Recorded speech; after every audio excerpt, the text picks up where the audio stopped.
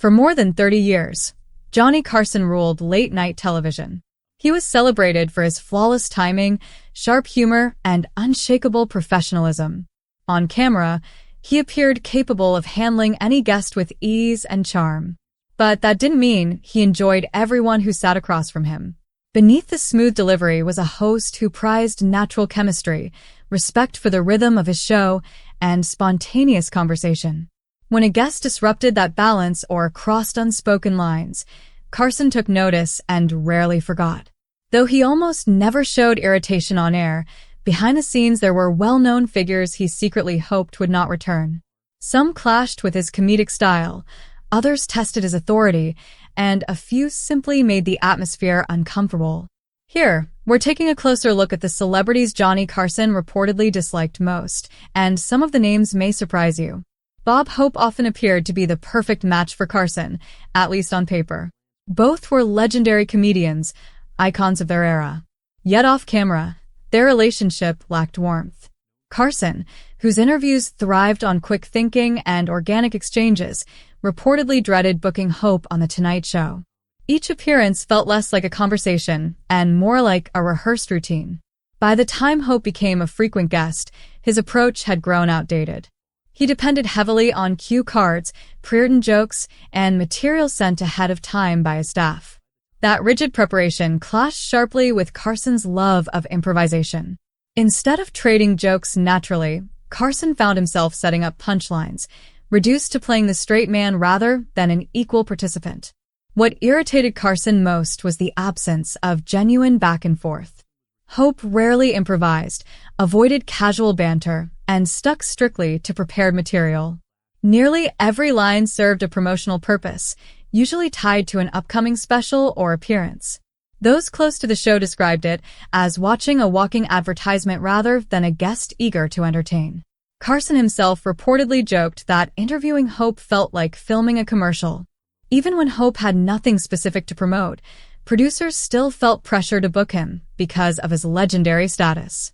That sense of obligation, combined with Hope's unwillingness to adapt, turned many segments into strained performances. Viewers might have laughed out of nostalgia, but Carson's stiff posture, forced chuckles, and eagerness to move on often revealed his discomfort. Unlike comedians who embraced Carson's spontaneous style, Hope came across as rigid and immovable. Few late-night relationships were as emotionally charged as the bond between Johnny Carson and Joan Rivers. What began as mentorship and mutual admiration ultimately collapsed into silence and resentment. Rivers was once among Carson's most trusted and beloved guests. Bold, fearless, and quick-witted, she fit perfectly into the Tonight Show format. Carson even selected her as a frequent guest host, publicly praising her ability to match his intelligence and humor. Many insiders believed she was being positioned as a possible successor. Everything changed in 1986 when Fox offered Rivers her own late-night program. The deal would make her the first woman to host such a show on a major network. Instead of personally informing Carson, the news broke publicly. To Carson, this wasn't merely a career move. It felt like a personal betrayal. He believed Rivers had entered direct competition without the courtesy of a phone call. Rivers later claimed she attempted to reach him repeatedly, but Carson refused to speak with her. From that moment on, he cut off all contact. The consequences were swift. Rivers was permanently barred from appearing on The Tonight Show, a decision that lasted until Carson's death.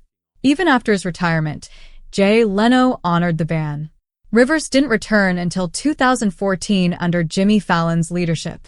The bitterness stemmed from genuine affection. Rivers openly credited Carson for launching her career. But Carson, known for his strict sense of loyalty, never forgave what he viewed as a breach of trust. Their once electric on-screen chemistry vanished, replaced by decades of silence. The feud became one of television's most infamous fallouts, a harsh reminder of how unforgiving the industry can be. Wayne Newton's conflict with Carson was among the most awkward in Tonight Show history.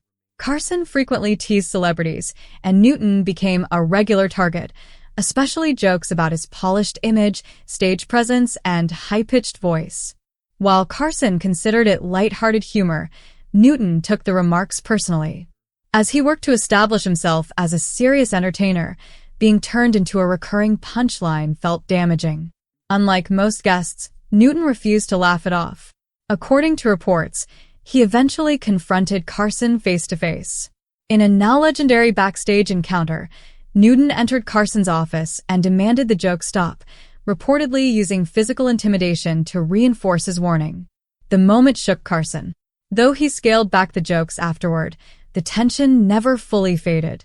Newton's appearances became rare and noticeably uncomfortable. Carson preferred playful exchanges, not real hostility, and Newton's intensity left him uneasy. While both men remained publicly professional, insiders say Carson never felt entirely relaxed around him again. The episode revealed a core truth about Carson's style. He loved joking, but only with those who could take it. Fred Rogers presented a completely different challenge. His appearances didn't create conflict, but they disrupted Carson's rhythm. Rogers operated on a gentle, sincere emotional wavelength that clashed with late-night comedy. Though their meeting was historic, the interviews often felt awkward. Carson thrived on sarcasm and playful teasing, while Rogers spoke softly and earnestly about compassion, emotional health, and children's education. He didn't engage in banter or comedic back and forth. Carson found it difficult to joke without seeming insensitive. The pace slowed, the humor faded, and the familiar Tonight Show energy disappeared. Behind the scenes, Carson reportedly respected Rogers deeply, but didn't enjoy hosting him. Rogers' calm moral focus didn't align with the adult, entertainment-driven late-night audience. Their interactions became a quiet standoff between two broadcasting legends, one an entertainer, the other a moral guide. There was no hostility, just a mismatch that left Carson longing for a guest who could restore the laughter. Charlton Heston was another guest Carson found difficult. A towering Hollywood figure known for epic roles, Heston carried a grand, serious presence that didn't translate easily to late-night television. Carson, who favored quick-witted flexibility, reportedly found the actor exhausting to interview. The issue wasn't dislike, but tone. Heston spoke with the gravity of a statesman, often launching into lengthy monologues about film, politics, or personal beliefs. For a host built on rhythm and timing,